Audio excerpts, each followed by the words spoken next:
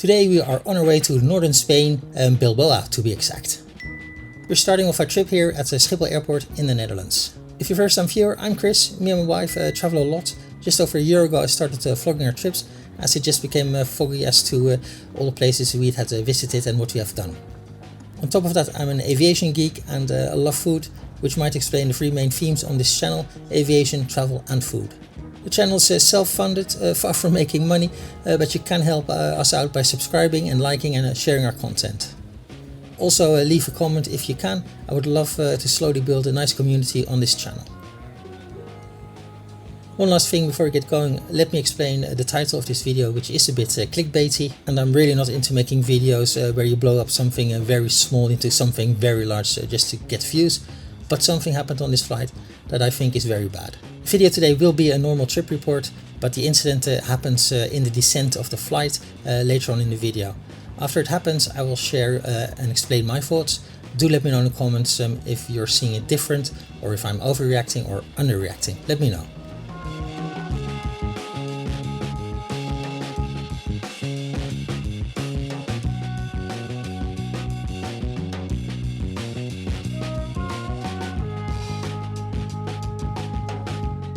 We're flying with Vueling from Amsterdam directly to Bilbao, which is in Spain.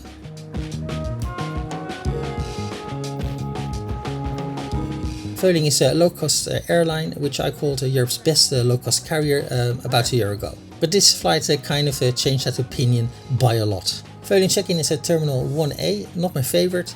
Sometimes the security there is closed, and then after walking all the way there, you have to walk all the way back to clear security. It was busy, but we could use the premium check-in, which was empty except for one family. Check-in was quick and we were in luck, security was open on this end.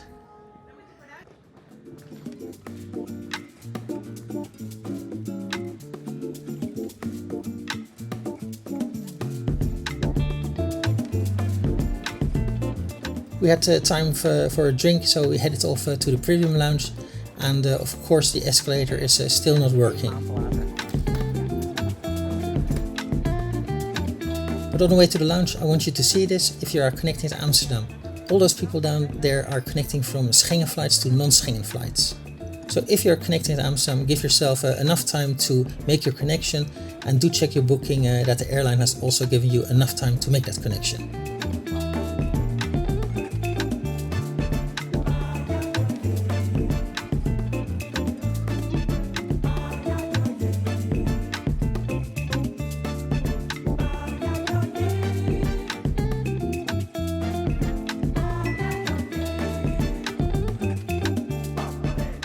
Well, after throwing a coffee over my wife in the lounge, not a good start of a holiday, we were on our way to our flight. And take a look at the security situation now. It's about an hour later and the chaos has cleared.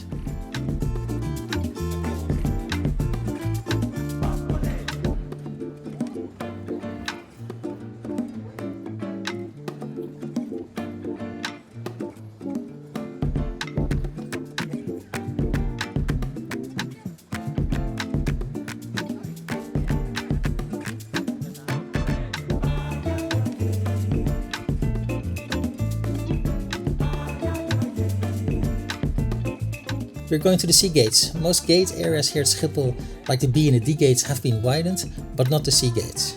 They're still very narrow as they were when the new airport was opened back in 1967.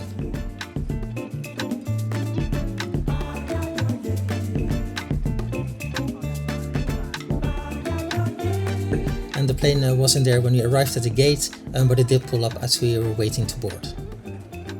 Our plane is an 18-year-old Airbus A320 with CFM 56 engines.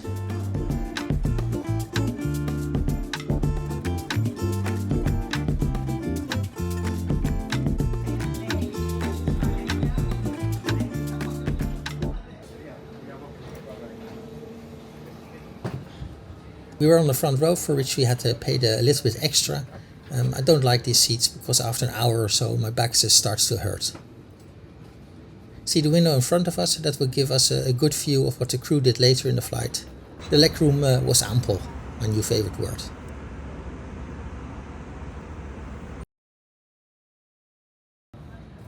Our delay went all the way up to 45 minutes, but we gained it back in the flight, and the total flight time was 1 hour and 37 minutes.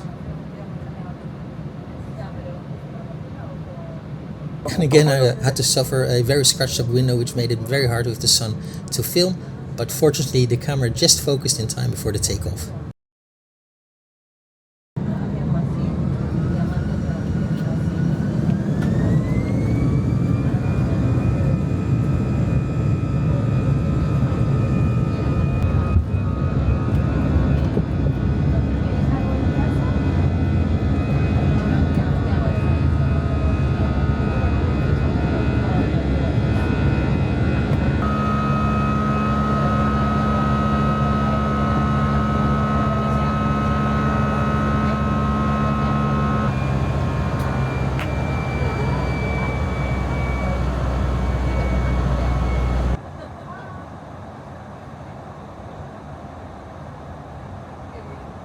The menu is large, and there were some gluten-free options, and my wife had the muffin, which was gluten-free, which came at €3.50.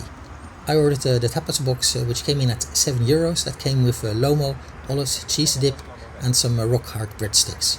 The total cost of this little meal was €17.50.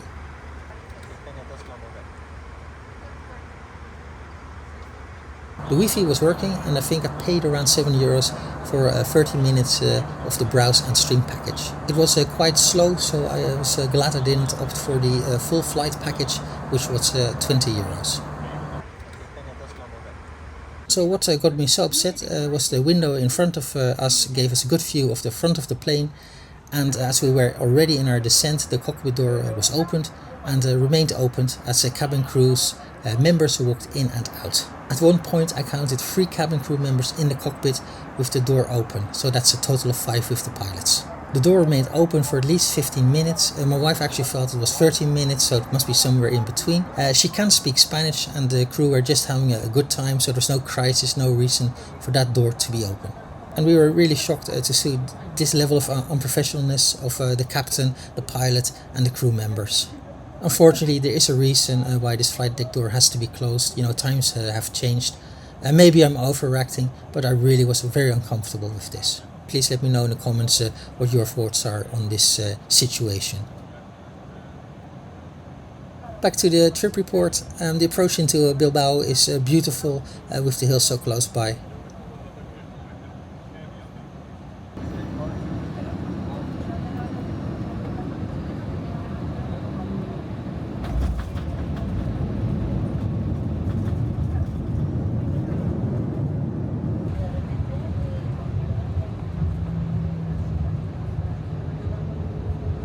Sentados con el cinturón de seguridad abrochado hasta que el avión se detenga completamente y la señal de cinturones se apague. A partir de este momento, los teléfonos móviles y los dispositivos electrónicos pueden utilizarse sin restricción.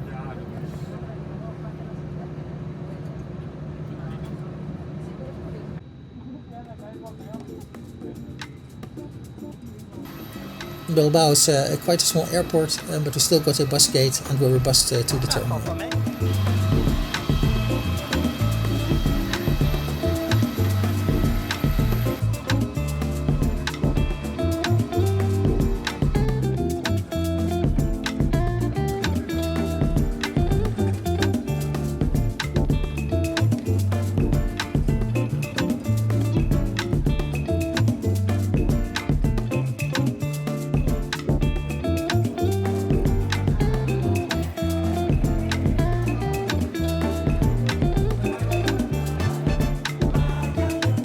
The terminal is quite small but very busy, much more busy than it was about 6 years ago when I was here last.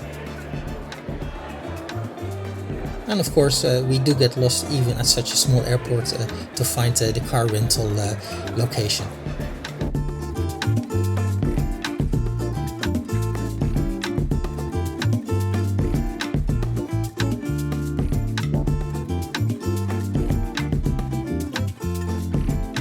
And I wish we never found it. Usually we use Avis for car rentals, but went with budget this time as Avis seemed very pricey. So we were really unprepared for this, let's call it the upsell conversation we had to have. We, like everybody else around us, were blown sand in the eyes and were held there for at least 30 minutes, as of course everything we thought that was included wasn't. Never again. Let me know in the comments which is your favorite rental company and which gives you the least stress.